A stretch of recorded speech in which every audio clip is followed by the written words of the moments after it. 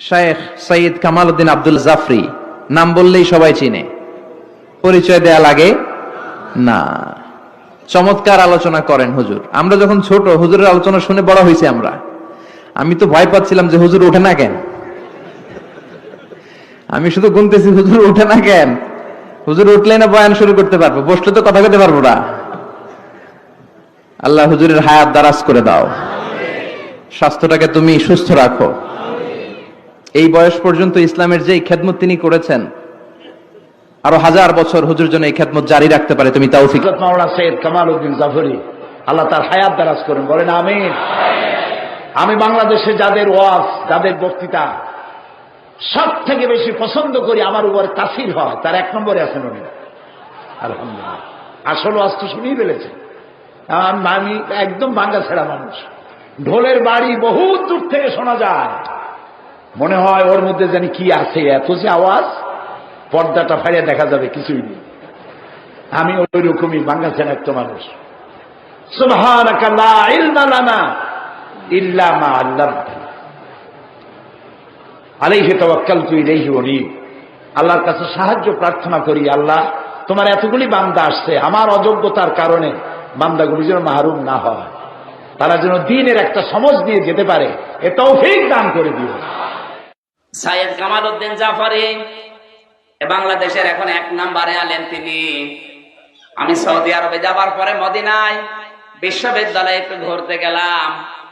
এক শায়েখের সাথে আমার পরিচয়, জিজ্ঞাসা করছে আয়না বিলাদুকা ইয়া হাজিউল হুজ্জাত। আমি বললাম জি, তুমি বাংলাদেশ।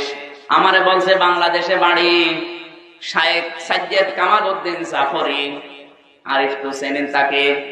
আমি ডাক দিয়ে বললাম চিনি, উস্তাদ, আমার হাজারো আলেমদের উস্তাদ। আমার ওনার ভাষা দিয়ে বলছে যদি আলেম হতে চাও তাহলে সৈয়দ কামাল উদ্দিন জাফরের মতো আলেম হইও।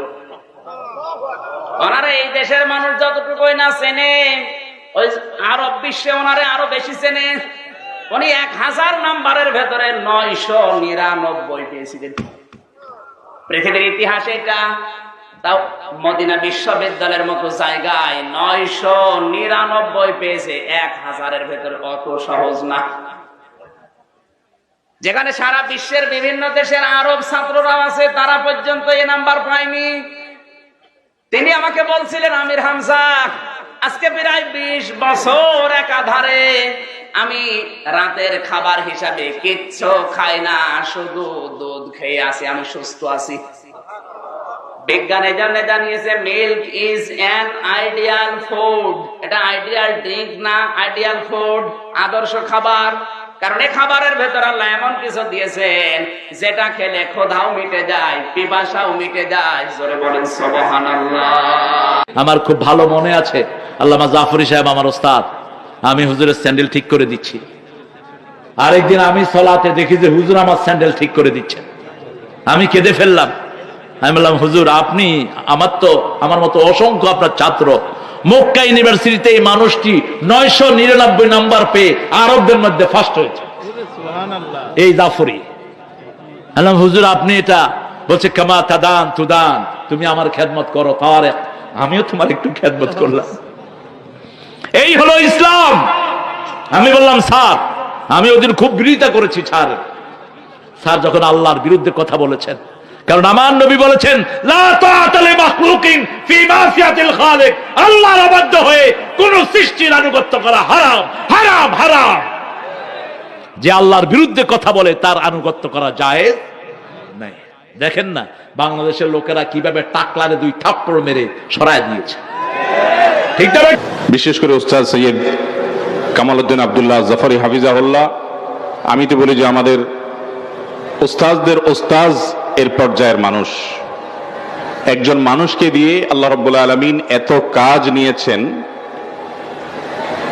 যার দৃষ্টান্ত এবং নমুনা খুব অহরহ পাওয়া যায় না, অনেক বিরল।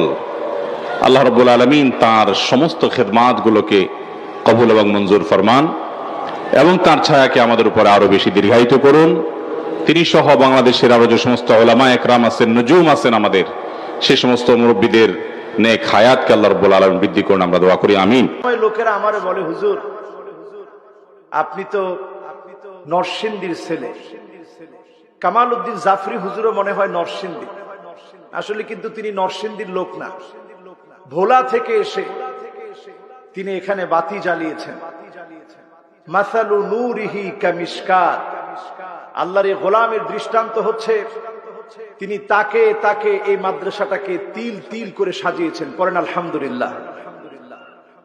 এরপরে দেখেন আল মিশকাতু ফিহা মিসবাহ, এই বাতি সাজাতে গিয়ে তাকে তাকে তিনি সাজিয়েছেন। আর এই তাকে তাকে যিনি সাজিয়েছেন তিনি নিজে একটা আলোকবর্তিকা, আল মিসবাহ।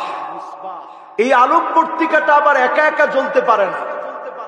আল মিসবাহু ফিহা জুজাজা, এটার মধ্যে আছে অনেকগুলো আলোকবর্তিকা।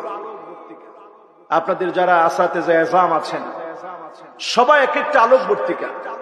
আর জুজাজাতু কান্নাহা কাউকাবুন দুররি, এটা আবার এখানেই থেমে থাকে নাই, এখান থেকে আলো ছড়িয়ে দিয়েছে বিশ্বময়, সারা দুনিয়াতে আলো ছড়িয়ে দিয়েছে জামিয়া কাসিমিয়া। আলহামদুলিল্লাহ বলে।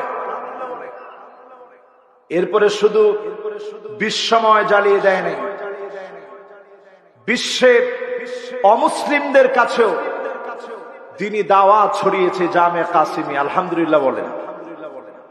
এরপরে আরো শুনেন, লা শারকিয়াতি ওয়ালা গারবিয়া, পৃথিবীর পূর্ব পশ্চিমের সব জায়গায় আপনি যেতে পারেন, কিন্তু এখান থেকে এক একটা প্রদীপ যারা নিভে গিয়েছে, এইরকম এক একটা প্রদীপ আর কোনো দিন আপনি খুঁজে পাবেন না। চলে গেছেন সাখাওয়াত সাদ রহমতুল্লাহ আলাইহি, আল্লাহ পাক ওনার কবরটাকে জান্নাতের টুকরা বাগান বানায় দিক। পড়ে না আমিন। আরো অনেক আসাতেজা এজাম যারা চলে গেছেন, এই প্রতিষ্ঠানে নিরলস খেদমত দিয়েছেন, আল্লাহ পাকের কাছে ফরিয়াদ করি আল্লাহ পাক যেন তাদের প্রত্যেকের কবরটাকে জান্নাতের টুকরা বাগান বানায় দেয়। পড়ে না আমিন। আমাদের হুজুর আজকের সম্মানিত সভাপতি সৈয়দ কামাল উদ্দিন আব্দুল্লাহ জাফরি হাফিজাহুল্লাহকে আল্লাহ রাব্বুল আলামিন উনাকে দীর্ঘ হায়াতে তয়্যিবা আল্লাহ দান করুন। পড়ে না আমিন।